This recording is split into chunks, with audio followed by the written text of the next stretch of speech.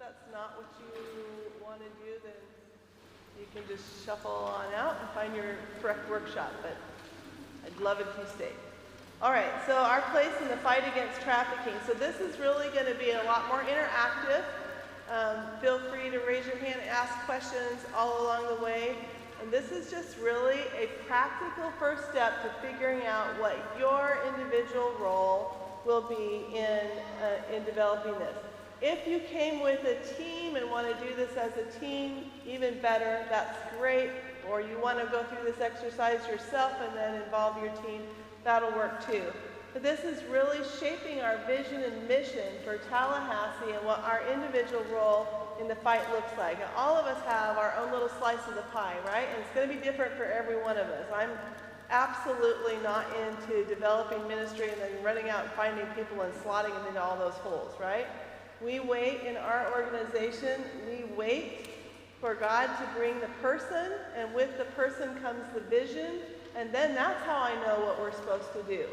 So I knew we were supposed to step into men's ministry and reduce the demand side, because a guy named Rick came up to me and said, hey, this is my passion, and this is what I want to do. And so my job was to just run down the railroad tracks ahead of him and remove the obstacles so that he could do what God called him to do. I don't need to develop a men's ministry, right? So we've done that. That's been our practice at Priceless, Chosen, Love Alaska. That's our organization. Love Alaska is our umbrella. And we decided, everything started with Priceless. But then we decided, man, wouldn't it be nice to not stand at the bottom of the cliff and clean up this mess? Wouldn't it be nice if we could get ahead of it a little bit and step into some prevention? So then we developed Chosen, which was coming alongside disenfranchised youth and those who aged out of the foster care system, because so many of our clients in Priceless had come from that place. And then now we've developed another one called Woolsock Project. So we're having these initiatives that were coming under, the men's outreach was under there as well. So then we just built an umbrella over all of that where all the central services are, so all of the initiatives can operate using the same, media person, finances, human resources, all that sort of thing. So that's a little bit about our structure. And one of the things that I love doing on the Love Alaska side of my life is to come alongside startup organizations and help them, coach them through what it looks like to start an anti-trafficking or homeless or foster care, whatever it is, to start their initiative. So I'm going to walk you through the beginning stages of that. Normally this is done on one-on-one coaching with a team, but we'll hit it this way. Just give you a little bit of a peek into the process. So the first one is shaping your mission and vision. This is a document to put down your team's initial thoughts and ideas. It's a living document, so it gets to change as often as we want it to. This is something that once we do and we refine it, that we review it every 6 months. That's how we do it. Some teams review more often than that. The first question is, who is your who? We are called to people, not jobs or roles. Jobs and roles are merely tools to reach the who. Simply saying you intend to fight trafficking is too broad, because there are so many different people groups and different unreached people groups in the world of trafficking. So we want to narrow it down first to discover who you're called to. People come up to me, oh man, I'm called to teach like you do. I'm called to be a motivational speaker or whatever. I'm like, no, you're not. You're called to people. And if you need motivational speaking to reach your who, then fine. Or I'm called to be a worship leader. No, you're not. You're called to a who, and you may need to lead worship to get there, right? So we're never called to functions, we're called to people. So we want to find out who the people that we are called to. I've got down some examples in your packet there that we'll just kind of blaze through here. You may be called to homeless teens. Homeless teenagers, we know that over 75% of homeless teenagers in my town end up being trafficked at one point or another. So you want to join the fight against trafficking in Tallahassee. You cannot ignore the issue of homeless teens. Maybe you're called to teens who are in the foster care system, same stats. Or people with a history of childhood sexual abuse. If we could address childhood sexual abuse, we have a lot less vulnerable people who are easy to scoop up by traffickers, right? Maybe you're called to those who are currently being trafficked and need rescue. That's definitely legitimate, but that's one tiny piece of it, right? Or those family members of people who've been trafficked. Maybe called to support the frontline organizations. Maybe you're called to bring cookies and kind cards once a month to the organizations that are doing all the heavy lifting on the front lines. It's a legitimate calling. Or to address people who are vulnerable to traffic in the support industries, those who work in strip clubs, massage parlors, or those who work in the porn industry. Or maybe you're called to the awareness side, or the internet safety training for teens, community awareness, or teaching trafficking 101. You know, there's still a lot of people, maybe one of them was you even a few weeks ago, that don't believe trafficking's happening in the United States like it happens in Thailand. That's really common. We have a lot of work to do on that front. Are called to train healthcare professionals or frontline responders or police enforcement. We need trainers to step into all of those areas. So once you have written down who you're called to, so what I want you to do is we'll just stop a minute, take your first stab at it. Quite often the first thought that comes to your mind won't be where it permanently lands, but it's going to be a big piece of it. So don't overthink this. Who are you called to? What's your piece in the fight?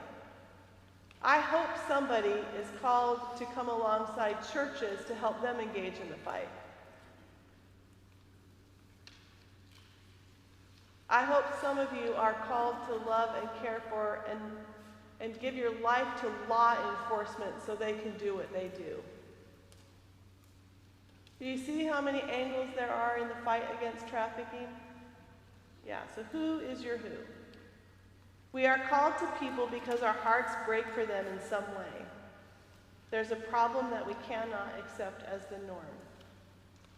We are also called to certain people because we have some access or proximity or expertise in an area. My guess is the person or the people group that you're called to in this fight, you already intersect with them on some level. Consider where the previous two statements come together and intersect in your own team or your story. So I think I have written down there, what are the top 3 people groups that come to mind? So just jot those down quickly.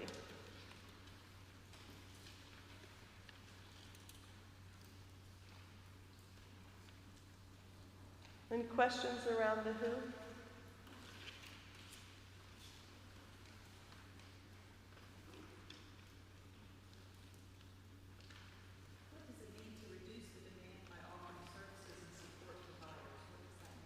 So basically, the trafficking industry is fueled by money, so we want to reduce the demand for people who are the end users or the buyers of sex. So people don't get trafficked unless someone's buying sex. So what services do we offer? Well, for us, we offer support groups for men struggling with sex addiction. We do a lot of training in churches around pornography prevention. It's another way we reduce the demand. We also do kind of a covert side thing that we do is we answer, we place ads that are clearly underage girls, and then instead of, someone answering the phone expecting a date with candy, they end up on the phone with one of our men's group who gives a pretty good challenge. So we've got nefarious software loaded on our computers. When the computer closes, they immediately erase as well. The people who installed the software for us said, we have never installed such nefarious software on a church or religious group's computers before. But basically, our team takes in phone calls. They place these ads, and then when the calls come in a 2-hour period of time, we'll take over 200 calls. That's how many people were buying sex, right? They're calling. And so when the call comes in, the software that we use pulls up the digital footprint of the caller, so I can see the Facebook profile or whatnot, and say, wow, you've got a wife and 3 kids, and I see you're a politician in our state. I mean, think of the wake-up call. I think it's funny, but to have that kind of a conversation, a lot of times people hang up, but even the ones who hang up, here's what I know, they're terrified to call again, and so I've given a girl somewhere a break, right? Those numbers don't appear usually for at least 3 months again. So that's kind of how we do the reduce the demand side. But finding a spot for a man who's struggling with sex addiction in my hometown is like winning the lottery. So few services that come alongside in a discreet way and offer real hope and help to somebody who's trapped in the life of sex addiction. Yeah. Such a huge rise in the number of women who are addicted to sex as well, who also struggle with sex addiction, so we're now providing services for women as well. Any other questions around the who?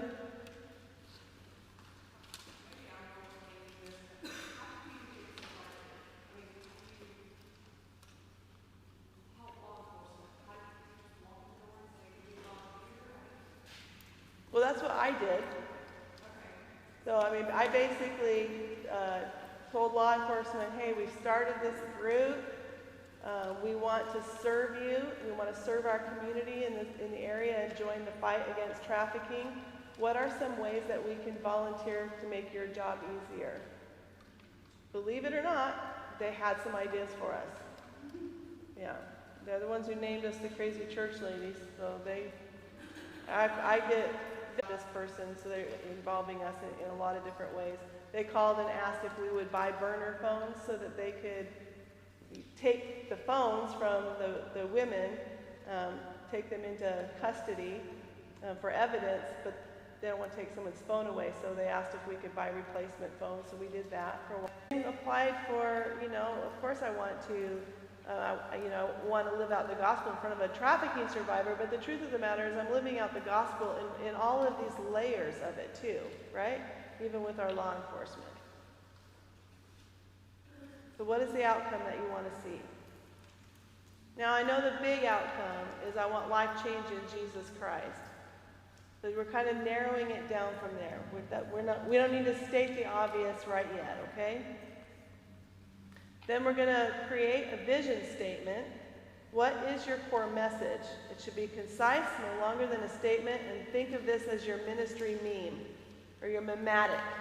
Now that word's been ruined because now we think of meme as funny internet thing. But a meme is just a really quick, easy statement that's memorable, right? So what is the meme?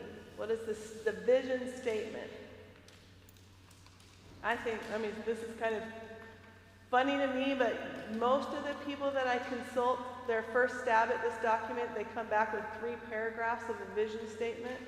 And I mean, that's where we go back and forth a lot, because I want it to be something I can memorize.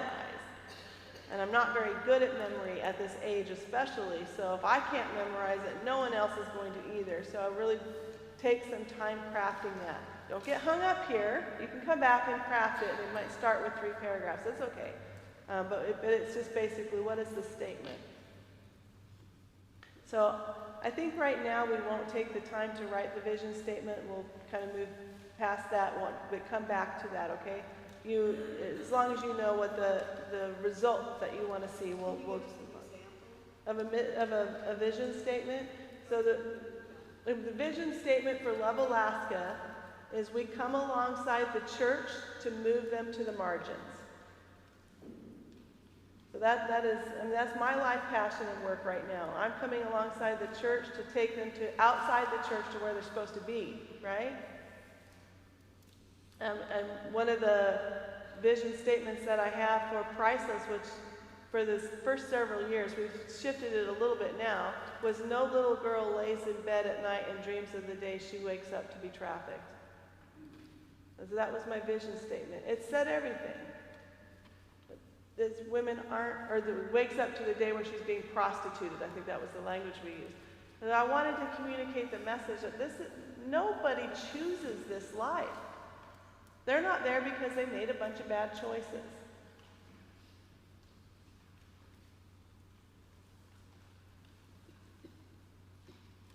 So that'll be a place that you can spend, especially, this is a fun thing to do with a team, and honestly, the best vision statements come at midnight when you've woken up.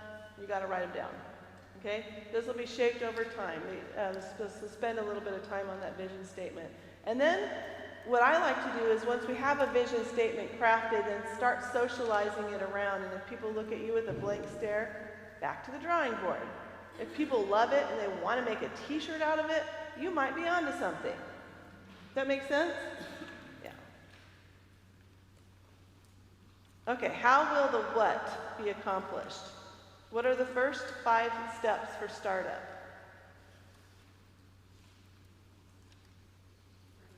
So for you individually, these 5 steps may be from going from where you are right now in the pew at St. Peter's to taking up your spot in the fight against trafficking. What are those first 5 steps? Likely it's going to be there's a phone call that needs to be made. So I want this to be granular. I want this to be something that you can accomplish, right? There's a phone call to me. I'm going to call Nicole and I'm going to let her know that this is what I want to do. Maybe step number 2 is I'm going to call this agency and ask to volunteer because that's going to be a great way for me to get some education in this area. I'm going to buy some training materials or books to read about this, get myself educated. So those first 5 steps when you walk out the door, I hope everybody has on that list. I'm going to pray into this. I'm going to pray for God to reveal the next steps. Like, this is going to be something that I'm going to pray for. And then if I'm working with people, I press really hard right here. Oh, you are? You're going to pray about this? We all say we're going to pray about stuff. When are you praying about it? How long are you praying for? Like, I want to know. Is it going to be on Wednesdays at 6 o'clock in the afternoon? Like, when are you praying? So be pretty granular about what your next steps are.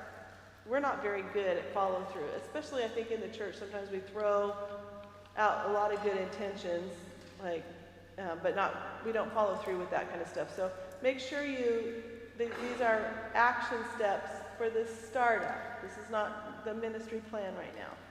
And then this next one is super important. Who is the startup team? We don't do any Lone Ranger anti-trafficking fighting at all, anywhere, never. So who are you doing this with? Who is the startup team? This team may be transitioned to a permanent team. It may not be, it may not be the team that ultimately lands there, but it is somebody that's going to come alongside you that likes you, that believes in you, that thinks, yeah, I want to see you do this too. So that may be a startup team. It usually takes a different kind of energy or gift set to start than it does to carry out a vision. What are the resources that are needed to start? So the resources, not always money, but does include finances around this too. But the resource that you may need is, what I want to do, my piece in this is I want to provide lunch on Wednesdays for our local teen shelter. Or I want to do a dessert night once a month down there and just begin to start getting to know some of the kids. Maybe you're on the prevention side of it, right? So the resource would be, you're probably going to need a car for that. Probably going to need a little bit of money for that, right? So you write down what the resources are. Your to-do list, if that's what your starting place in the fight is going to be, is coming alongside a homeless shelter for teens. Obviously the to-do list are to make a phone call down there. And since we don't do it by ourselves, think of somebody who might want to go with me. Of course, all of this I hope that's on your list is coordinate, let Kat know what you're doing. Christians Against Trafficking, so that we can have a well-oiled, networked machine up here so we all know what each other is doing in the church. And what is the start date? Okay, who is the core team? What are the gifts or talents that are going to be needed for this to become something bigger than just me?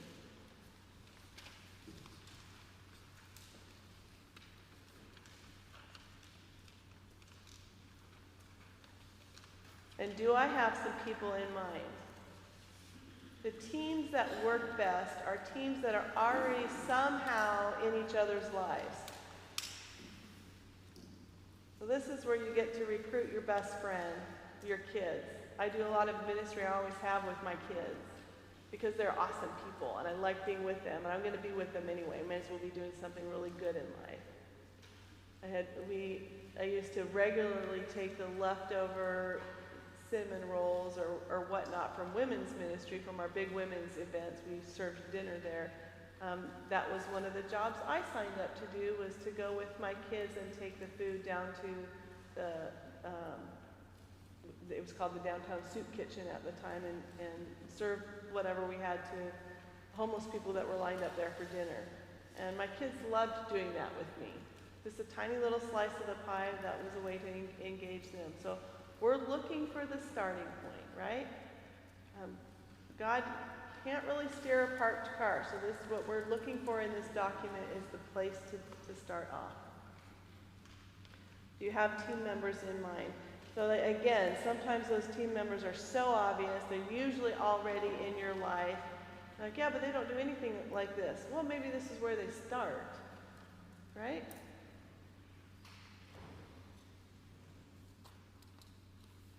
And we don't recruit people to join us via social media.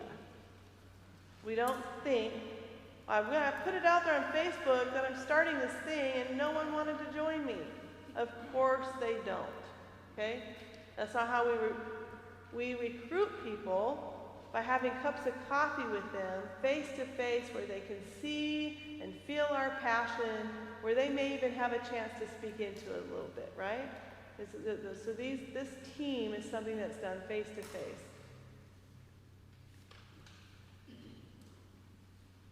It's a few things we'll have in there. When is your goal for having the team in place? And what is the plan for caring for that core team? The rate of failure in the anti-trafficking world is phenomenally high. It's off the charts. The average social worker stays in the position that they were hired in 6 months or less.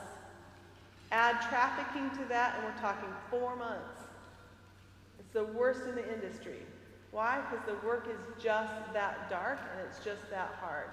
So, if this is something you're stepping into, what is the plan to care for yourself and care for your team? We spend an enormous amount of time talking through just this principle at Engage Training. I will not launch people into ministry who don't have healthy rhythms of rest and renewal in their lives. I will not do it, because you won't stay anyway.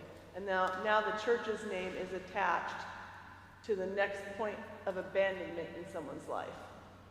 I'm not doing that in the name of Jesus at all.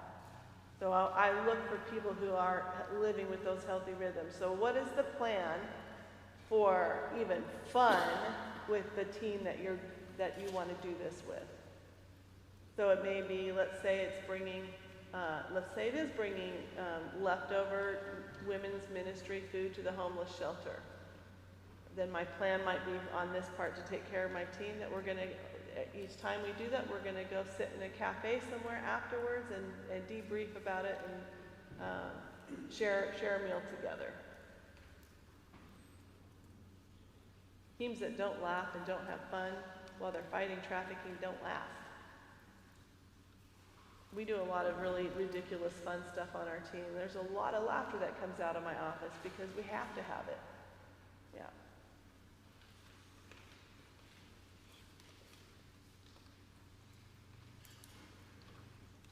Okay, any questions about that so far?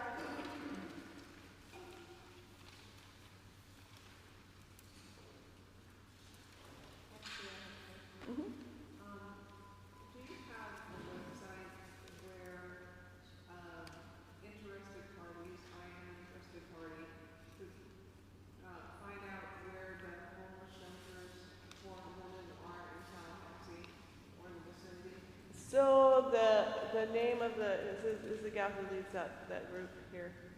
What's it called? Survive and Thrive? Yeah, I've been all over the internet looking at the Tallahassee area. That's the best networking organization you have right now in terms of they have on their website, they list all the local resources. Survive and Thrive. They have a table over here that you'll want to visit. Yeah. Yeah. I think also, I mean, the Christians Against Trafficking, this will be a big part of what they do because they're really interested in the networking piece. So as you guys develop that out here, CAT will be more and more a resource around that. My name is Joan Follicle, and I attended Celebration Baptist Church about 3 years ago. I led a class, and one of the things that we did is through a church ministry group that's nationwide. We have all of those resources listed. Part of what we did was we spent quite a bit of time going out with police department, health department. We try to think of every aspect that touches trafficking, and we have all those numbers and people of contact. So I would be happy to share that with people, and I'll make sure that the CAT leadership team who call me, that I get that information to you, because we've already done the work. There's no reason, to go back and redo all that work or have all that information, and it's at least 3 years. Yeah. So you'll get that to Nicole. Yes. Okay. Yeah. Yeah. Okay, so the next part of the packet, developing support. And support can mean a few different things. Number one, it can mean prayer support. We don't go out and do this on our own. It can mean financial support. It can mean just the people support too, right? So who is your focus group of supporters? So who cares about the same passion that you care about? Is there anyone in your orbit who might just think the same way you do? It may be another church in the area who already kind of does something like that. There may be a group out there that's doing that. You want to join them if you can. You want to lock arms. Because if there's 5 of us that all think the same way and have the same passion, and we're all 5 individually doing something, that's really an ineffective way to do it. You join those 5 people together, and now it's a force. Yeah? So who cares about this in the community? List all the organizations in your area who already serve your chosen people group. List groups that serve a portion or a piece of your people group, and considering the following: law enforcement, group homes, food banks, homeless shelters, rehab, nonprofits with similar interests, counselors. So you start keeping a catalog of people who think the same way that you do. And then what do you want to communicate to your circles of supporters? This is your elevator speech. We'll go back to that vision and mission statement and why that's so important, because you may only have 5 or 6 minutes to communicate your heart and passion around this. You want to nail it, right? You want to do a really good job with that. So what is your elevator speech? Like the elevator takes what, 30 seconds to get to the floor, so your elevator speech needs to be 30 seconds. Tell your story and share your passion, and finish with what you hope to see happen. So we are never selling trafficking. We're not selling support for law enforcement. We're not selling coming alongside of a homeless shelter. We're selling ourselves. We're selling our passion. People don't join what you're doing because they like what you're doing. They join what you're doing because they like you. And they like the passion that they hear in your voice.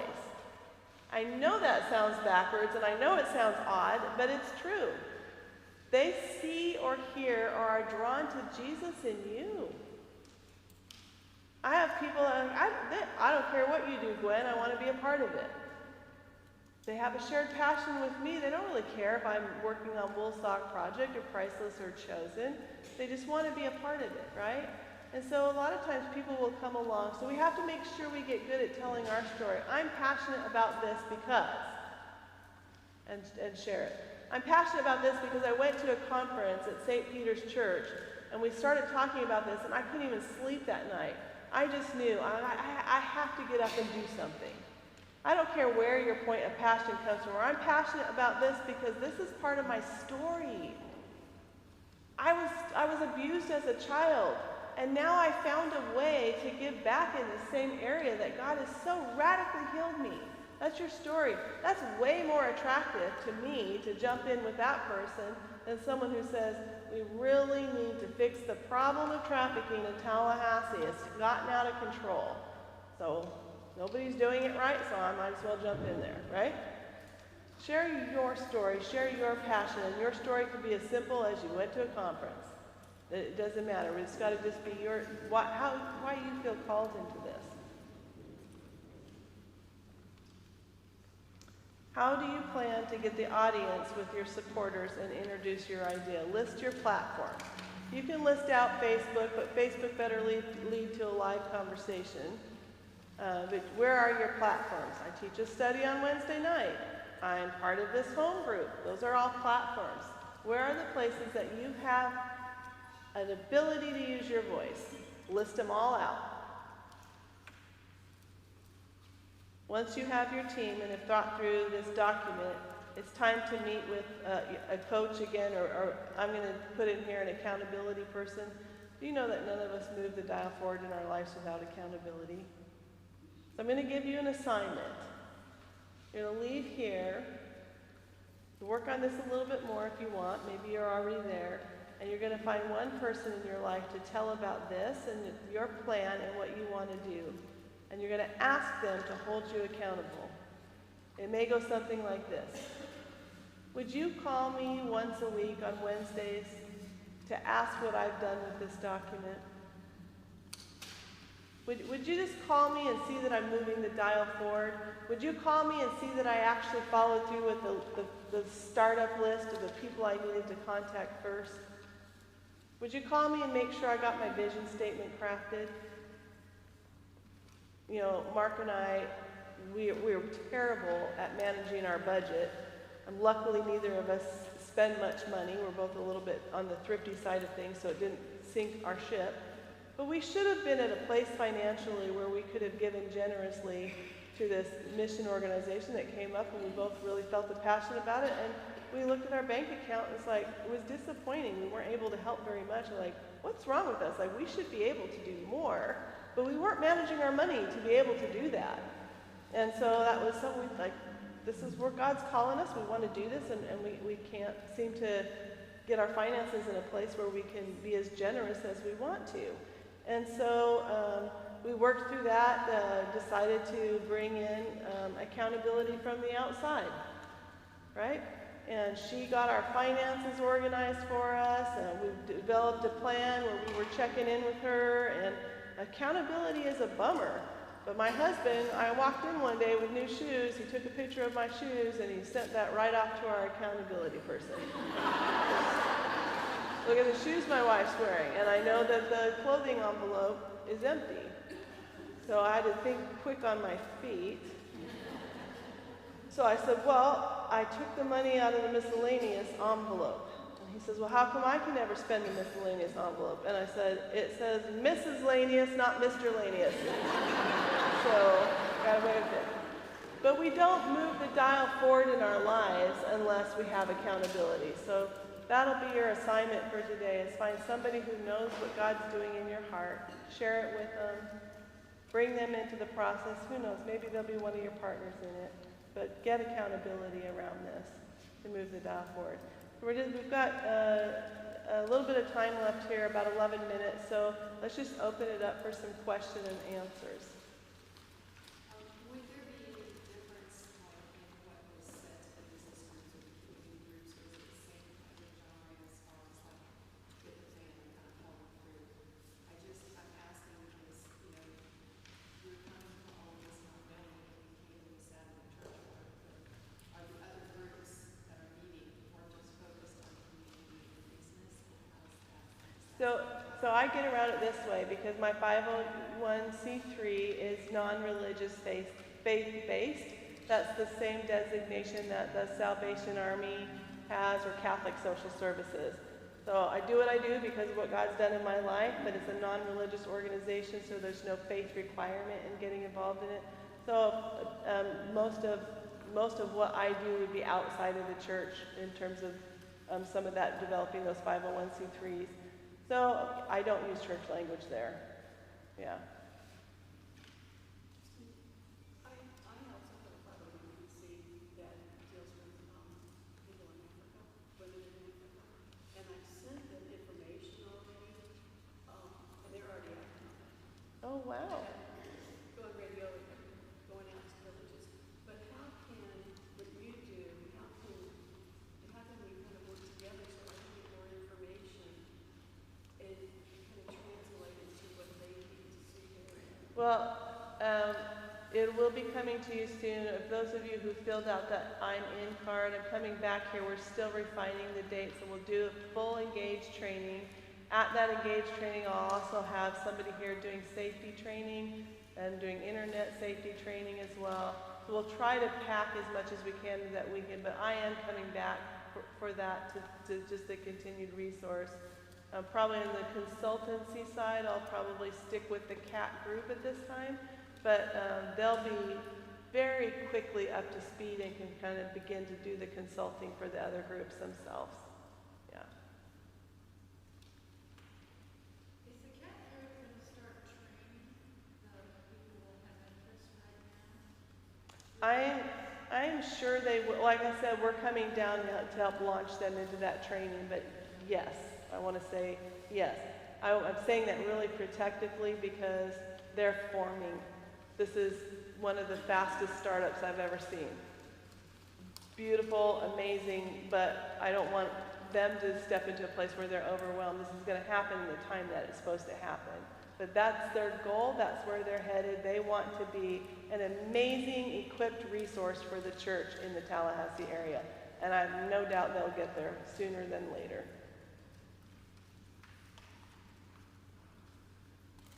In the spirit of no question is a stupid question, I'm going to ask what sounds like a stupid question.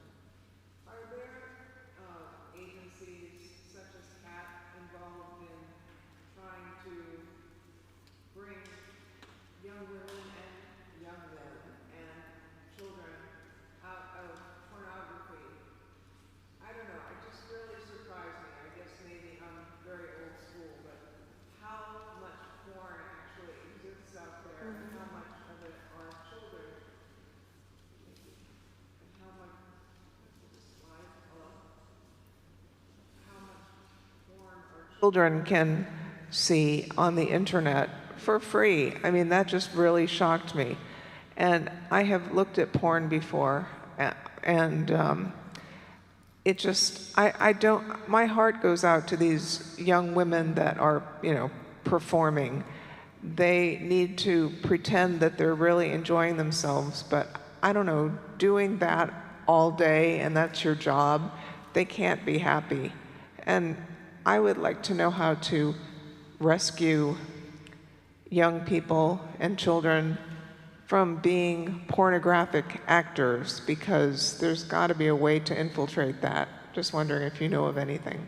So the organization that I've been really impressed with is Exodus Cry, and they've single-handedly taken down Pornhub, and brought some of the bigger cases to bear where there's been big lawsuits against some of the social media porn sites too. So that's one, but honestly a lot of that's going to be internet searching. And by the way, don't use your home computer for this. You'll get ads for stuff you don't want to get ads for. But do a little bit of research, not into pornography, but do a little research into the anti-pornography groups that are out there. So, yeah. I do have another question. Are there places? Thank you. Are there specific areas here in Tallahassee where, you could just go down the street and run into someone that is being prostituted?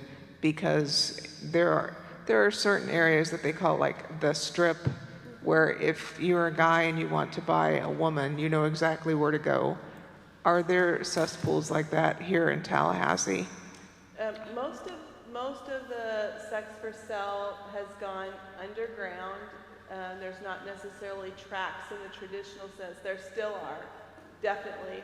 We've seen a lot more sex pop-up shops, and so that would be something to do some investigating in around here to kind of look where those are. And what those are, like basically where someone will post online that they're going to be selling 15-minute sessions on the 3rd floor at the library in the women's bathroom, and line up in stack number 2 or whatever. So then we'll send law enforcement there. Yeah, so kind of the pop-up sex shops are what are happening in not necessarily tracks, but if we find that there's a pop-up shop happening, it's a public place. I can go into the women's restroom. We have sent team in before to just try to have a conversation with the gal that's being run out of that place. Yeah. Are those announcements made on like Craigslist, or I don't know how people Sometimes search for sometimes prostitutes. Craigslist, Plenty of Fish, just the different dating sites will have those kind of things on there.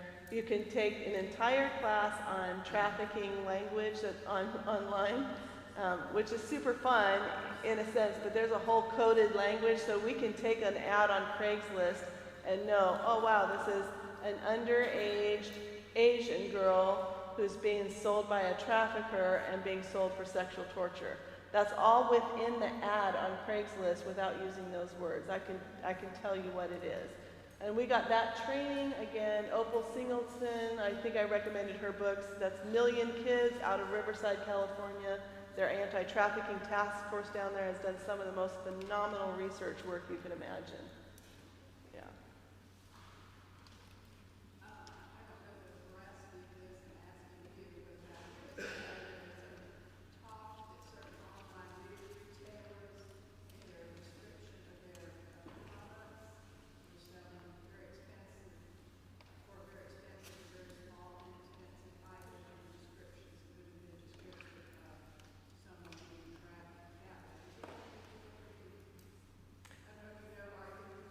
I'm not very familiar. I know there's a lot of conspiracy kind of things out there.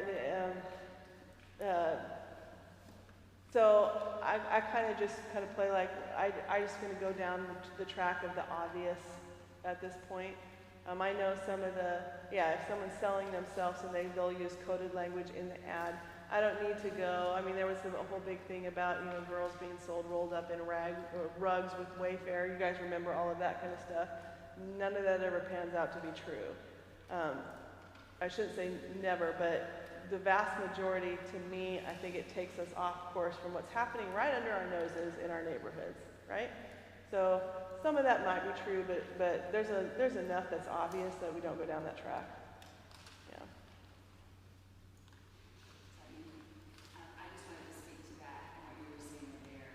I live off of Monroe, right off of I-10, and let's see. Can you hear me okay? There's no question it's right there.